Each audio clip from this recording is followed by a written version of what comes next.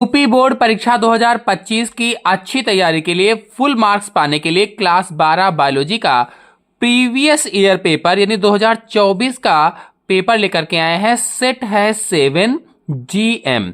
अगर इसके पहले के 2024 के सभी सेट यानी 1 से लेकर के 6 तक सेट सभी देखना चाहते हैं विद सॉल्यूशन तो हमारे चैनल में अपलोडेड हैं, आप लोग जाकर के देख सकते हैं। आज का सेट है सेट नंबर 7 GM। चलिए इसको समझाते हैं, सॉल्यूशन सहित आपको पूरा देते हैं। पहला है भ्रूणपोष की कोशिकाएं होती हैं अगुणित, द्विगुणित, त्रिगुणित, चतुर्गुणित। तो इसमें ऑप्शन सही होगा तीसरा, भ्रूणपोष की कोशिकाएं त्रिगुणित होती हैं। अगला क्वेश्चन है मधुप के नर या ड्रोन यानी पुन मधुप में क्रोमोसोम की संख्या होती है। जो मधुमक्खी होती है उसमें ड्रोन या नर में गुणसूत्रों की संख्या 16 होती है, यानी अगुणित होता है वो। फिर अगला है विषाणु का आनुवांशिक पदार्थ है। विषाणु का आनुवांशिक पदार्थ, देखिए जो विषाणु होता है उसमें या तो DNA होगा या RNA होगा। किसी में DNA होगा तो किसी में RNA होगा, तो DNA अथवा RNA होगा। इसमें पहला वाला ऑप्शन सही होगा।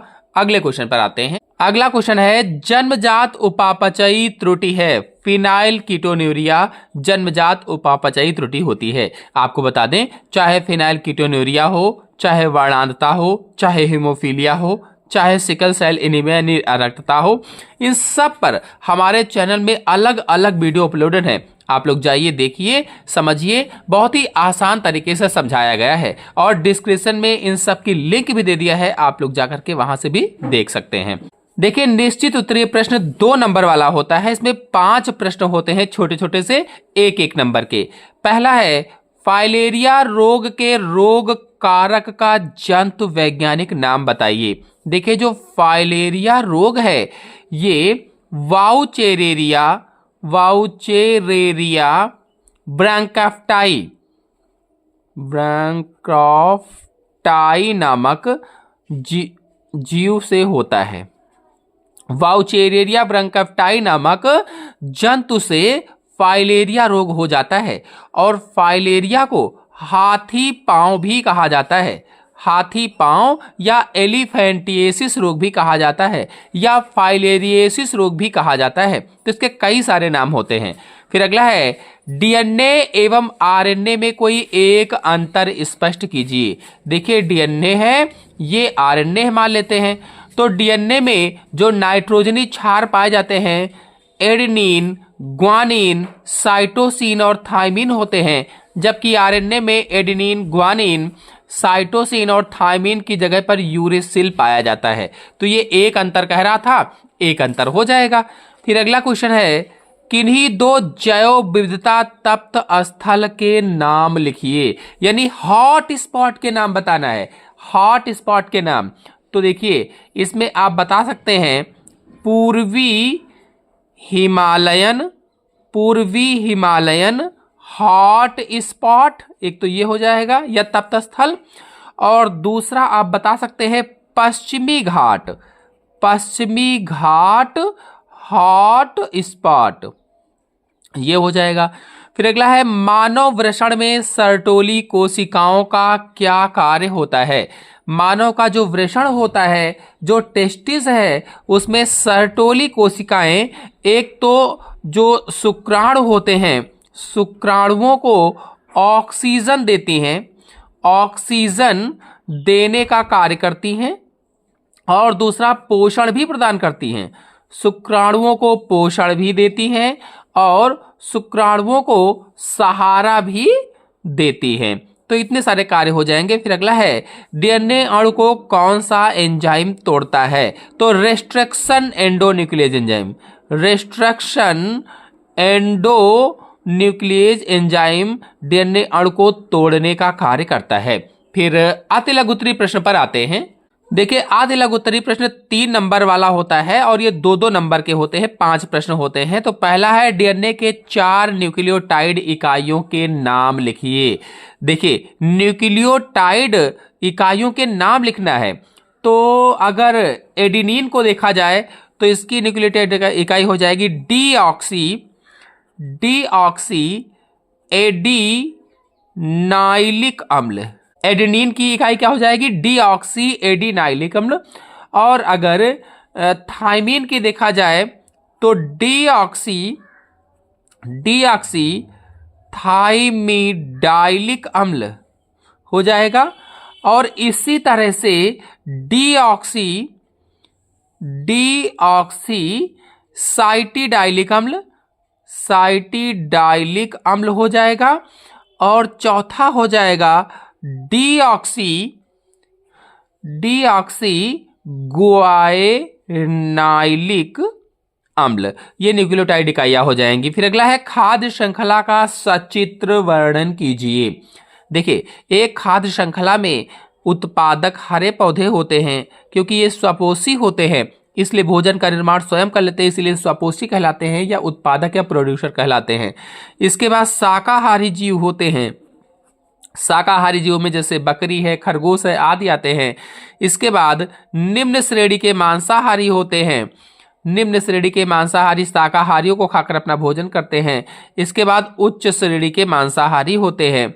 उच्च श्रेणी के मांसाहारी इन सब को खा लेते हैं या खा सकते हैं।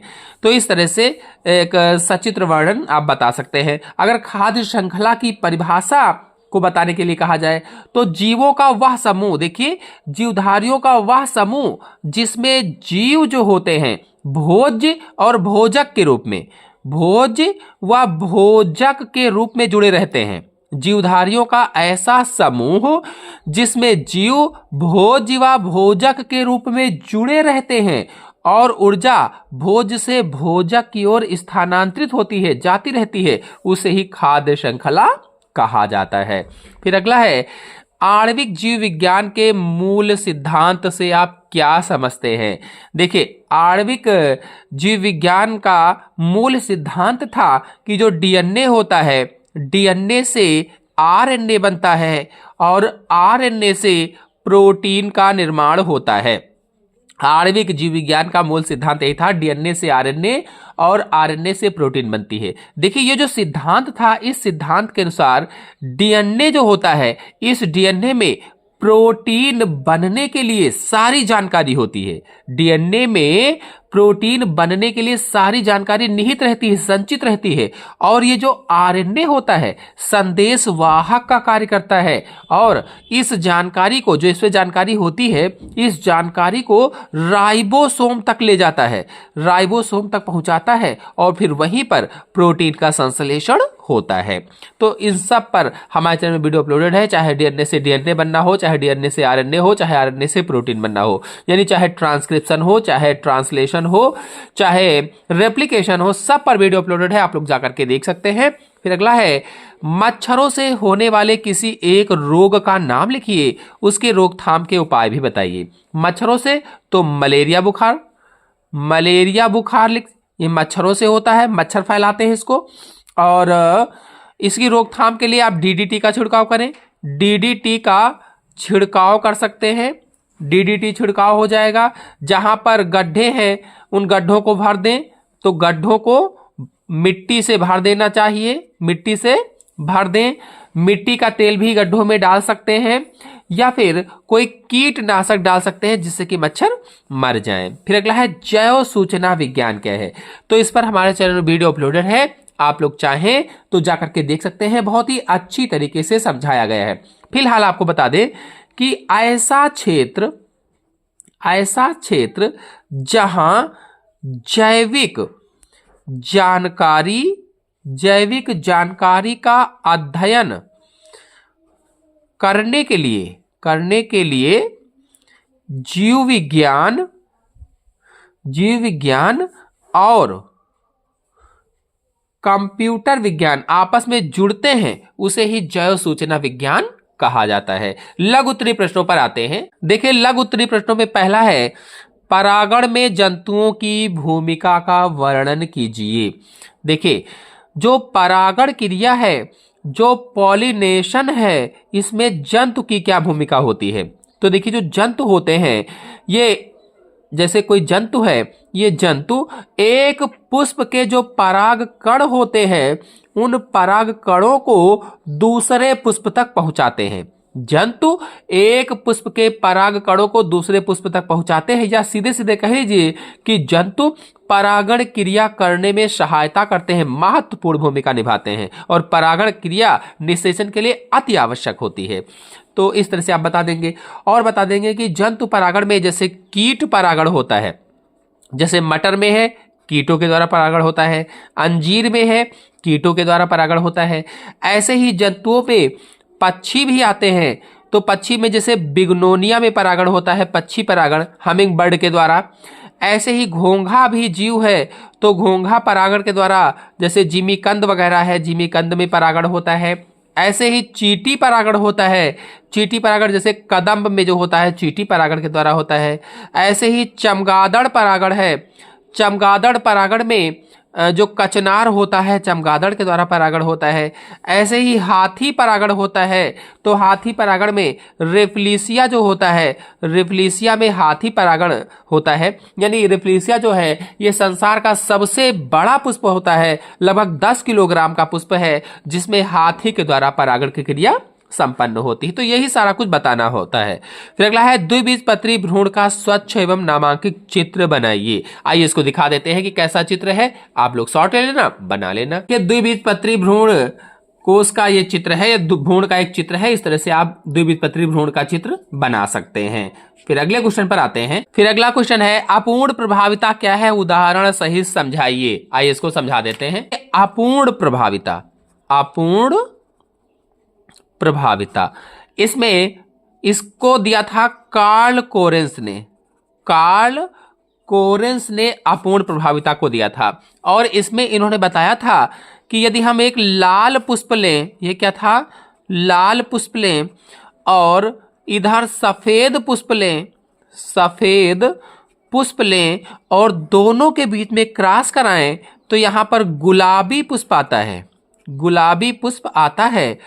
तो इन्होंने कहा ना तो ये अपना प्रभाव पूर्णतया दिखा पाया, ना तो ये अपना प्रभाव पूर्णतया दिखा पाया, इसीलिए ये अपूर्ण प्रभाविता है। जो कार्ल कोरेंस थे इन्होंने गुला बांस पर प्रयोग किया था, गुला बांस पर प्रयोग किया था, या मिराबिलिस जलापा पर प्रयोग किया था। और इन्होंने गुला बांस या मिराबिलिस जलापा के लाल पुष्पों को लिया, सफेद पुष्पों को लिया, दोनों के बीच में क्रॉस करवाया। क्रॉस करवाने पर इन्हें ना तो लाल पुष्प प्राप्त हुए, ना ही सफेद पुष्प प्राप्त हुए, बल्कि इन्हें गुलाबी पुष्प प्राप्त हुए। इसलिए इन्होंने कहा कि ये अपूर्ण प्रभाविता है, पूर्ण रूप से कोई भी अपना प्रभाव नहीं दिखा पाया, इसलिए अपूर्ण प्रभाविता है। आगे भी इन्होंने मेंडल की तरह से ही दूसरी पीढ़ी में भी प्रयोग किया, जहां पर ये पृथक पृथक हो गए। यहाँ पर लाल पुष्प आया, यहाँ पर गुलाबी पुष्प आया, और यहाँ पर सफेद पुष्प आया। इस तरह से इन्हें जीनोटाइप अनुपात में 1:2:1 का अनुपात प्राप्त हुआ था। जैव उर्वरक कैसे मृदा की उर्वरता को बढ़ाते हैं? देखिए, जैव उर्वरक वैसे देखा जाए तो सूक्ष्म जीव होते हैं। सूक्ष्म जीवों में जैसे राइजोबियम ले लीजिए, राइजोबियम ले लीजिए।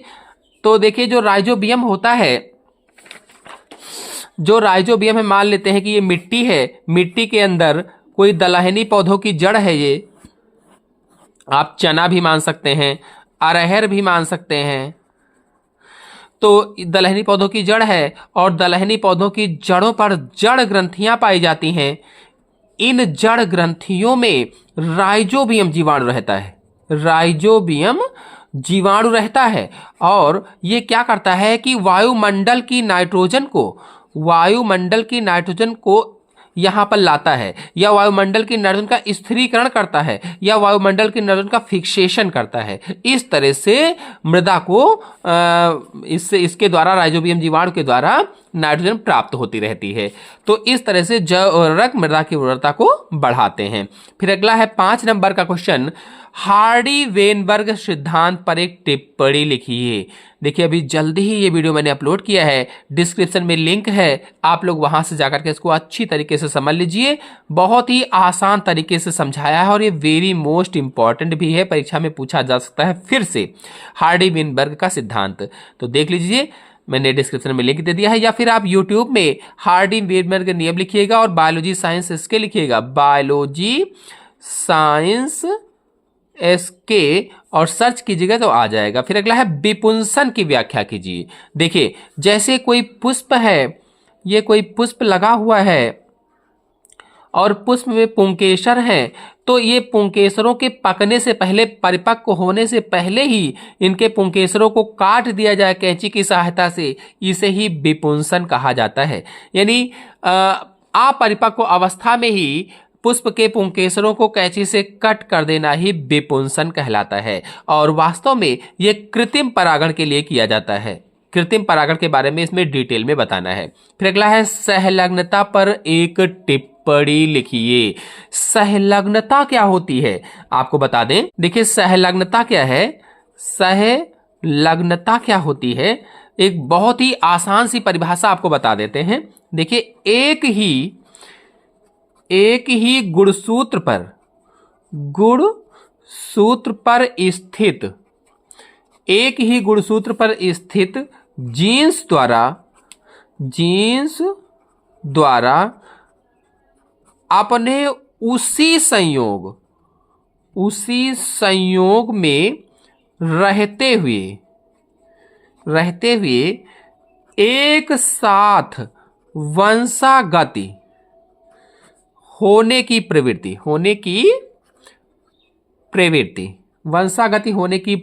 को संलग्नता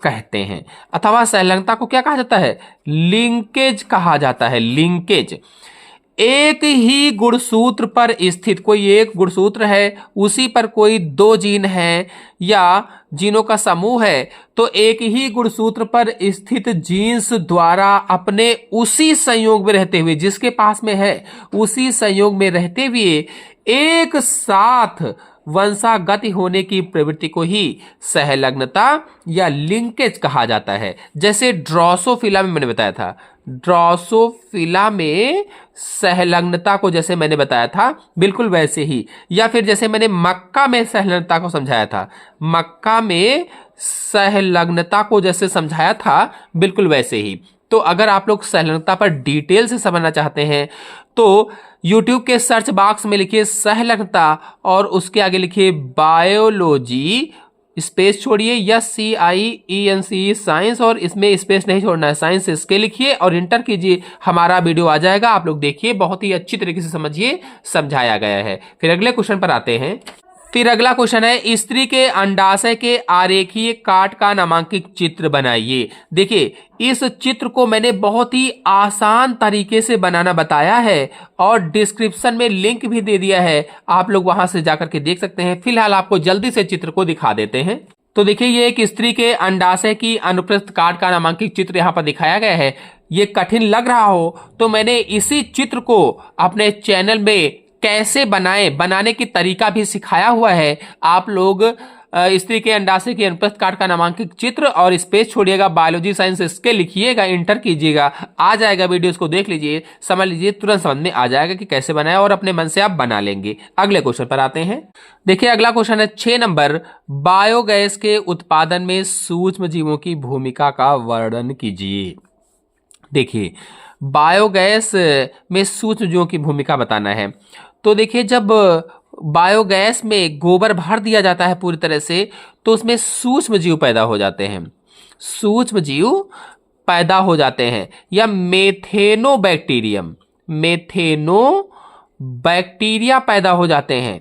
और मेथेनोबैक्टीरिया मेथेन का उत्पादन करते हैं जो बायोगैस वास्तव में होती है, और उसी की सहायता से बल्ब वगैरह जलाए जाते हैं, और बाद में जो अवशेष बचता है वो खाद के रूप में प्रयोग किया जाता है।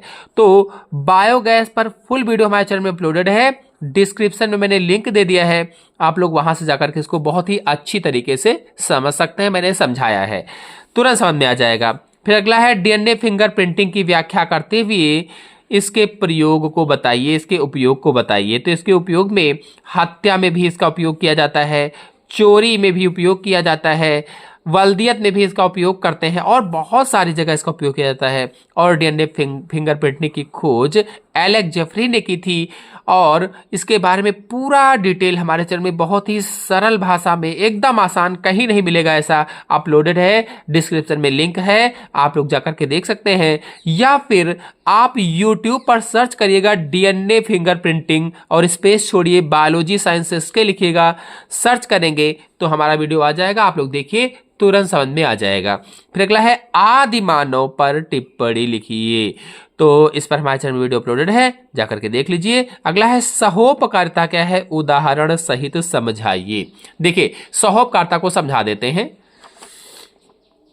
देखिए, सहोपकारिता क्या होती है, कोई दो जीवधारी हैं, ये दोनों जीवधारी जीवन जीने के लिए,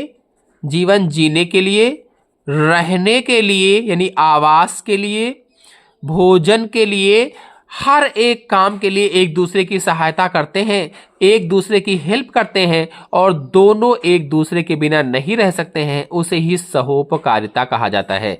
जैसे लाइकेन व साइकस की प्रवालाभीय जड़ें, तो ये उदाहरण हो जाएगा। अब चलिए विस्तृत उत्तरीय प्रश्नों पर आते हैं। देखिए, विस्तृत उत्तरीय जो प्रश्न होते हैं ये 3 क्वेश्चन होते हैं, 5-5 नंबर के, कुल 15 नंबर के करने होते हैं। 7 नंबर, 8 नंबर और 9 नंबर में होते हैं और इन सभी में अथवा लगा होता है, यानी कुल 6 प्रश्न होते हैं जिसमें से केवल आपको 3 प्रश्न करने होते हैं। रासायनिक उर्वरकों और कीटनाशकों के उपयोग को कम करने में सूक्ष्म जीवों के उपयोग पर विस्तृत वर्णन कीजिए या विस्तृत विवरण दीजिए, तो हमारे चैनल में अपलोडेड है, डिस्क्रिप्शन में लिंक है, आप लोग जाकर के देखिए। अगर ये क्वेश्चन नहीं करते हैं तो अथवा लगा है मानव कल्याण में जैव प्रौद्योगिकी के योगदान का संक्षेप में उल्लेख कीजिए। जैव प्रौद्योगिकी का क्या योगदान है मानव कल्याण में, इसको बताइए। चैनल में अपलोडेड है, डिस्क्रिप्शन में लिंक है, या फिर यूट्यूब में जैसे मैंने बताया वैसे ही सर्च करके आप इसको देख सकते हैं। फिर अगला है मानव जीनोम की प्रमुख विशेषताओं का वर्णन कीजिए। मानव जीनोम परियोजना की जो विशेषताएं हैं उनका वर्णन करना है, तो इसका वीडियो भी हमारे चैनल में अपलोडेड है, फुल डिटेल से समझाया है, डिस्क्रिप्शन में लिंक है, आप लोग जाकर के देख सकते हैं। फिर अगला है, अगर ये नहीं करते हैं तो विभिन्न सहायक जनन प्रौद्योगिकियों का वर्णन कीजिए।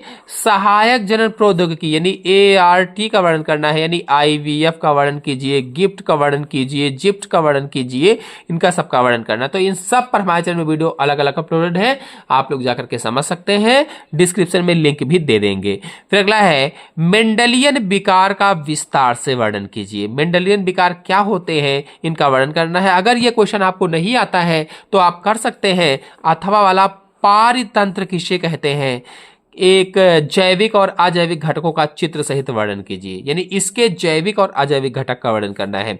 तो जैविक घटक में उत्पादक आ जाएंगे और उपभोक्ता आ जाएंगे, उपभोक्ता में आ जाएंगे प्राथमिक उपभोक्ता, द्वितीयक उपभोक्ता, तृतीयक उपभोक्ता, उसके बाद अपघटनकर्ता आ जाएंगे।